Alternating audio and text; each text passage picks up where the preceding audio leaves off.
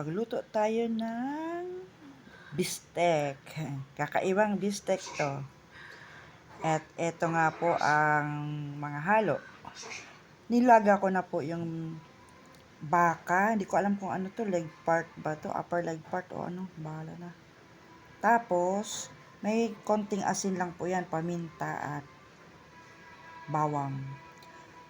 Tapos sunod, eto na, halo, as usual. Maraming sibuyas. 3 pirasong bawang, sili, nilagyan ko ng kamatis. Kakaiba itong bistek na gagawin ko. At ito pa, yan, paminta, betchin, at sukal. At ito naman, toyo lang yan. Ketchup, yung banana ketchup, tamis anghang. At saka, kalamansi. At ito naman ay mamaya pa. Para lang yan sa ating garnish, kumbaga yung bed ng steak. Start na tayo.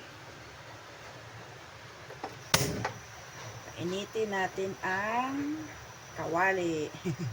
May mga gas-gas na. Oh. Ayan. Pag uminit, lagyan natin ng mantika.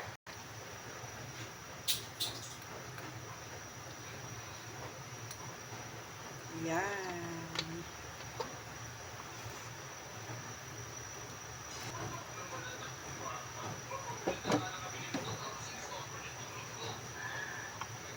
Tapos ilagay na natin yung aromatic. Ayan.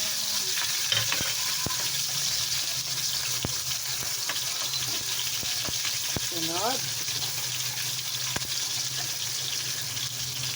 ay yung baka. Ayan. Buo lang po ang baka.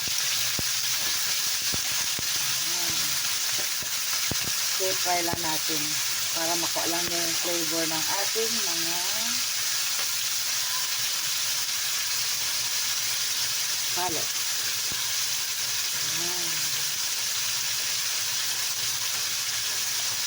Sunod, ilagay na natin itong mga paminta, sukal, at betchin. Kung gusto niyo may betchin, okay lang. Kung ayaw niyo, okay. Yan. Ketchup yan. Toyo.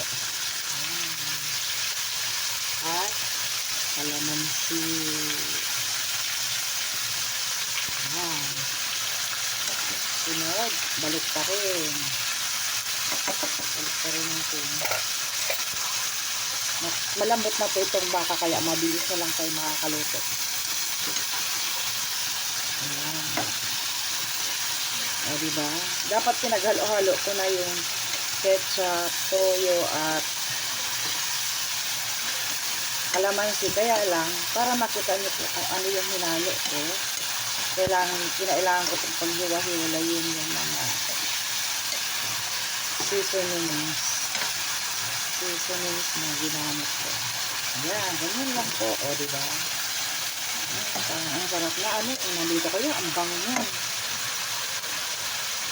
Tapos,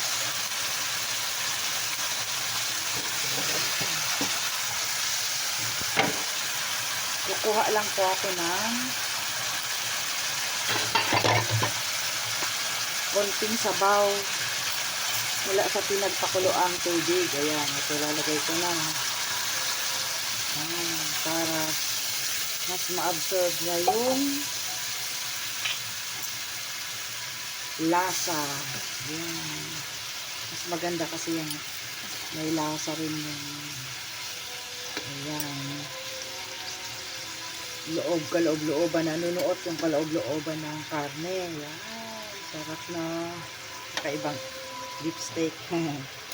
Ganun lang po ako magluto talaga. Kakaiba.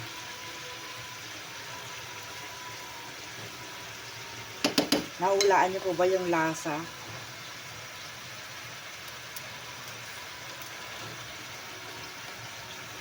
Ang lasa niya ay manamis-namis, mabawang. Yan, ganyan lang po siya. Hanggang sa siya ay ito, medyo matuyo ng konti. Pero mag-iiwan tayo ng sauce kasi mas masarap po yung may sauce eh. Ayan.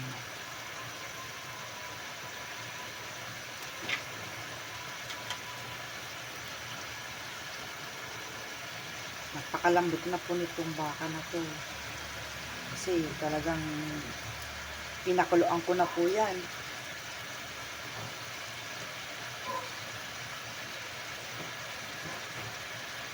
Pagka ano po, yung nakita niyong mga hinalo ko, kung magta-try kayo magluto nito, i-adjust nyo na lang din yung mga halo na nilagay ko. Depende po sa gusto nyong panlasa. Gusto nyo dominant po yung tamis, ay magdagdag po kayo ng asukal.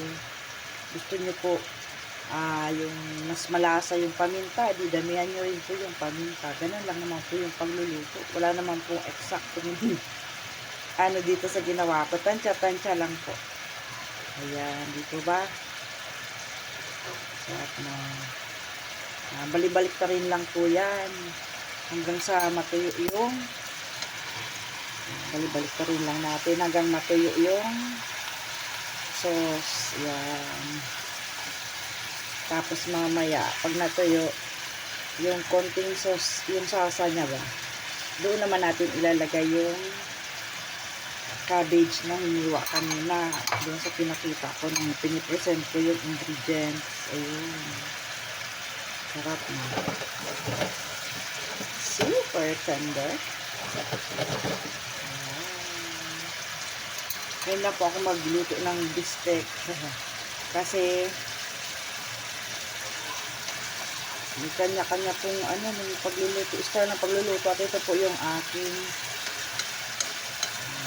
gusto ko yung medyo may konting lasa ng sili. Pero hindi po yan maanghang dahil isa lang ang ginamit ko. Isa lang. Na maliit. Ayan. Yes na lapit na matuyo.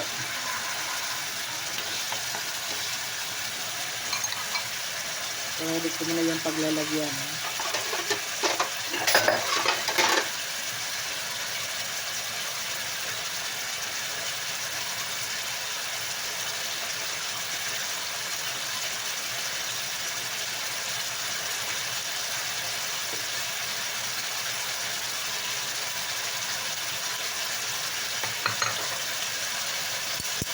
Lambot na balik ka rin ulit. Yan.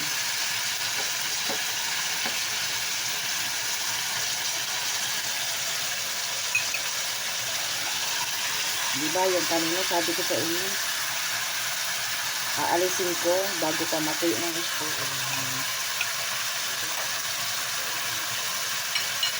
Ilalagay ko na po yung cabbage.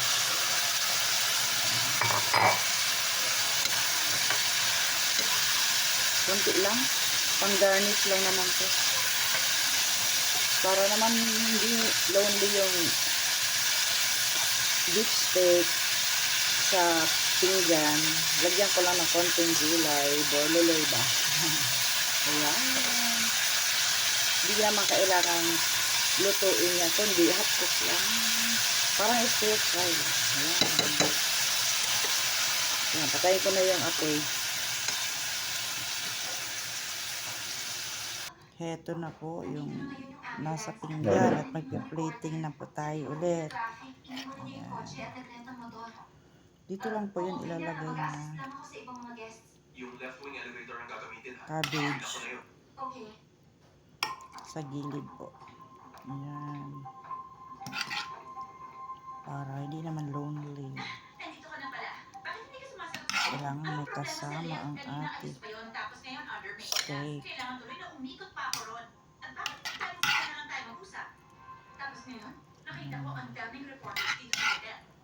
Kumbaga pang garnish lang po ang cabbage.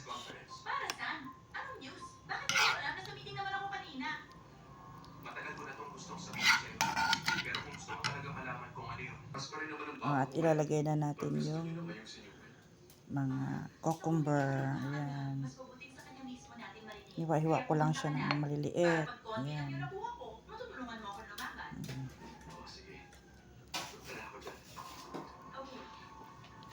Ganyan lang naman po. Magluto. Mabilis lang, di po ba?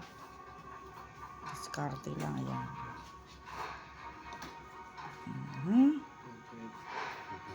Yan po. Ayan. Ganyan lang po.